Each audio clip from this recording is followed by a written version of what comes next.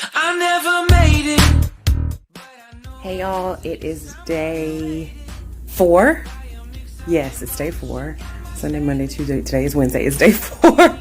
Y'all, the Lizzo concert was amazing, and I was on the struggle bus this morning, so we're getting out of here. Super excited. It's going to be a great day.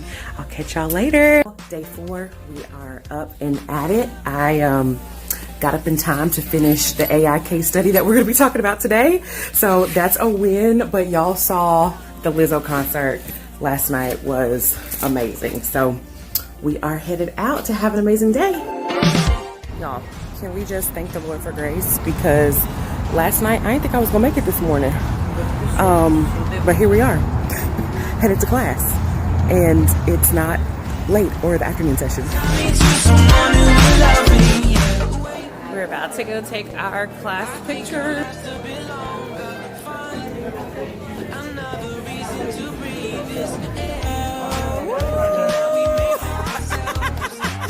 Look at both tied. Never in my life have I seen the sky light up like this. So we got new seats today.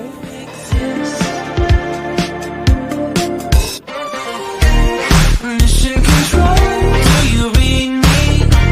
Send me my coordinates lately. Mission control, am I drifting? Tie me to someone who will love me, yeah. I knew it when I met you. I'm not the only one who's alone. Find me soon and take me home. I knew it when I saw you. I'm not the only one hanging on. Tie me to someone who will love me. Hey y'all. Today was day 4 and my recap is going to be quick because I am tired. I am still recovering from Lizzo. I had a blast, but no, today was good. So this is day 4. It is Wednesday. It is about, okay, let me look on my phone here. It's about 10:38 and I have 17% battery life. So we're gonna make this quick for a couple of reasons. All right, so we started today. Today was the intersectionality day, but we kicked it off with a question of, do I care? Do we care that there is inequality in the world? And there's this fascinating data around values that we dived into that pretty much says there are 10 universal values, and we went through all of the values, and then we also looked at some data around pro-self versus pro-social values, and how based on this data set, over half of white Americans, specifically in this particular data, are pro-self, meaning that there's this, there were kind of these 3 different social value orientations around being an individualist, being a competitor, or being pro-social. So being an individualist, I want to make sure I get this right, you're indifferent to outcomes. So you prioritize self, but you're indifferent as to whether or not there's equity for other people. Pro-social, meaning you want to make sure that things are equitable. So the example was, if you have $500 for yourself, do you give another person $500? Do you take $550 and give someone $300, which would be the individualist example? You are indifferent to what the other person gets as long as you get the most.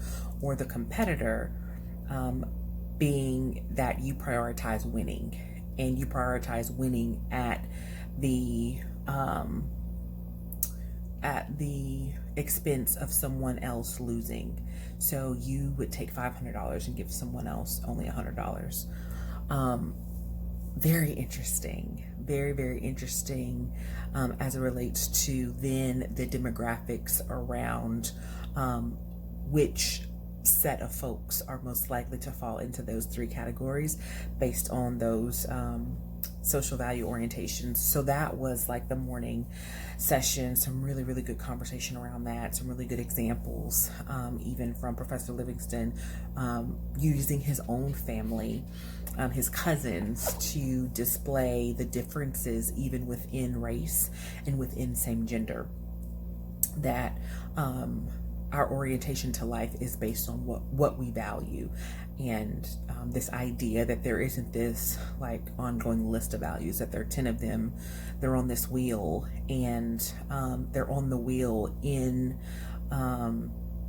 relative to how similar they are to the other values. So I want to give you the URL, because you can actually go take this same assessment that's based on the same data that I'm talking about, to understand, have a deeper level of understanding of what your values are. And the website is yourmorals.org. How easy is that? So it's www.yourmorals.org. And there are 10 values there. So everything from benevolence to conformity to tradition to security, power, achievement, hedonism, stimulation, self-direction, and universalism. So really good conversation around that. We went from that discussion and went into, what did we talk about? So there was a book reference that I wrote down. Oh, Against Empathy.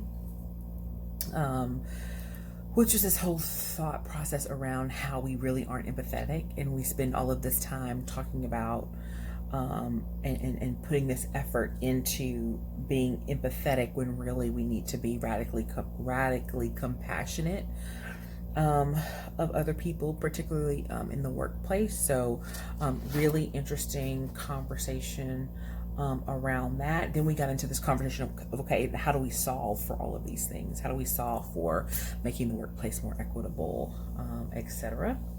So we talked about kind of these approaches to correction, being this moral, personal approach to correction, meaning it's just in you. You just have beliefs that align with equitable values.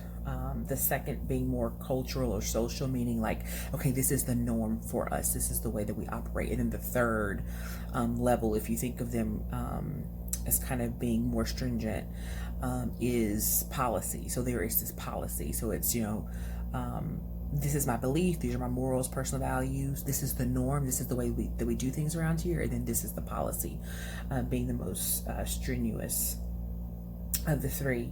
So we talked about equity, unpacked that, how it's not the same as equality. Being fair does not equal being equal, does not mean being equal. And of course, probably many of you have seen, especially the millennials on here on social media, have seen that it's really not a meme. It's more of a it's a drawing of like a toddler, maybe a young boy and an older man, and based on height, it's showing them looking over a fence at a baseball game, and how fair is everyone gets one box, I think on the left, and of course the toddler still can't see over the fence because he only has one crate, let's just say.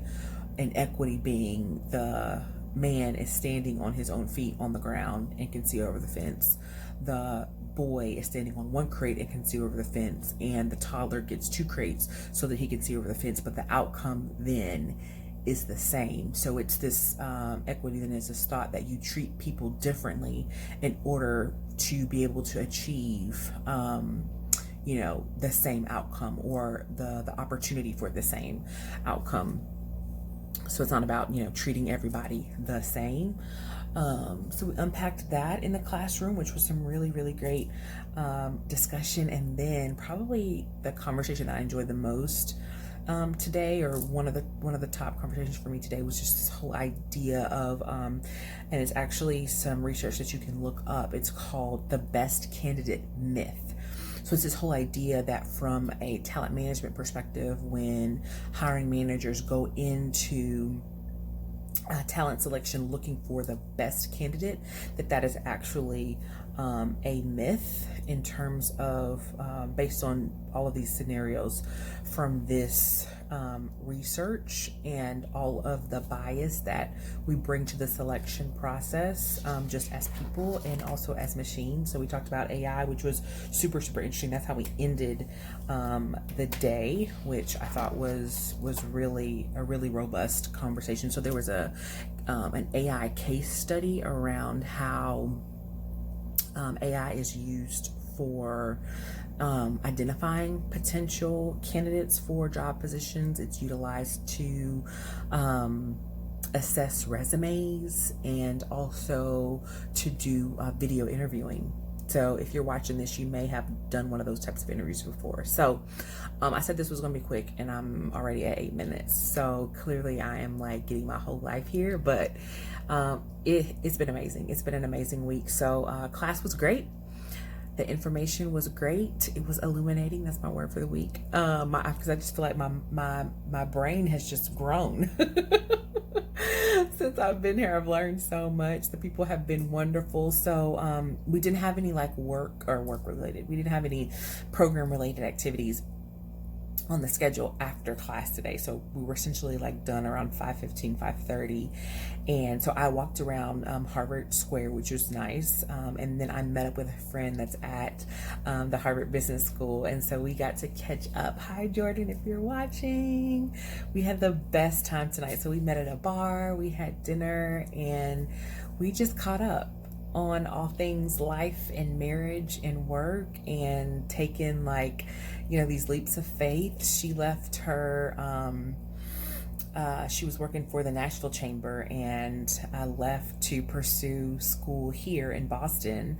And her husband's a musician, so he pretty much can live anywhere because he tours and works with a band. And so we just got to catch up, and it was awesome. So that was my night tonight. I also did a little bit of shopping. Oh, do y'all want to see my hat? Y'all do. I'm going to come back and show y'all my hat. I bought a hat today. Here she is. So here's the thing. I actually, y'all, like hats. Got a little crimson feather.